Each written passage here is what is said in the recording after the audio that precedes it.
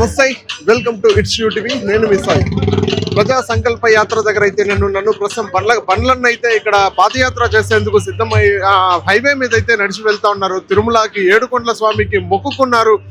చంద్రన్న క్షేమంగా ఇంటికి రావాలని, జైల్లో నుంచి బయట రావాలి అంటూ కూడా మొక్కుకోవడం జరిగింది.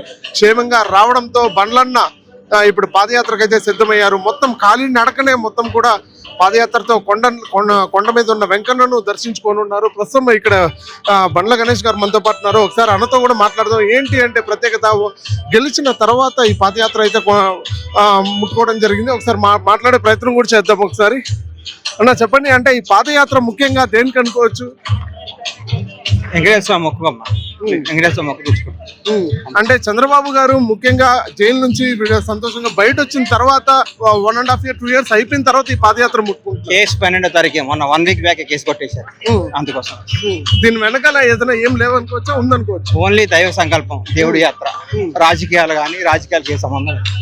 ముఖ్యంగా మీరు చాలా ఎమోషనల్ అయ్యారు. చంద్రబాబు నాయుడు అరెస్ట్ చేసినప్పుడు కూడా కళ్ళల్లో నుంచి నీళ్లు కారడం జరిగింది. స్టేజ్ మీద చంద్రబాబు మై గాడ్ అంటూ కూడా చాలా మాటలు మాట్లాడడం జరిగింది. అంటే దేనికన్నా అంత ఎమోషనల్ అవ్వడం దేనికి?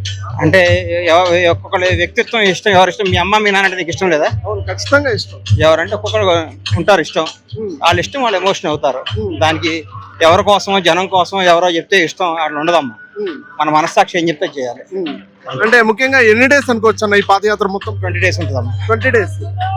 అంటే ఎక్కడ నిలిచేది లేదు, డైరెక్ట్ కొండపైకేనా? కొండపైకి తిరుమల స్వామివారి పాదాల.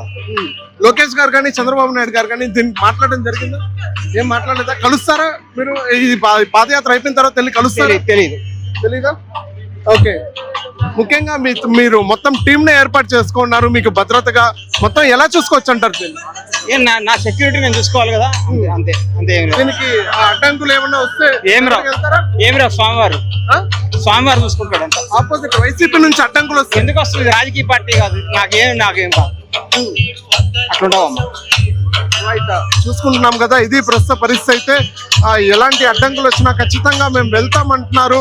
ఇది రాజకీయం ఉద్దేశించి కాదు, ఇది నా సొంత పాదయాత్ర. చంద్రబాబు నాయుడు కోసం నేను చేసే సొంత పాదయాత్ర. అదేవిధంగా 20 రోజుల పాటు ఉంటుందంటూ కూడా క్లియర్ గా చెప్పడం జరిగింది.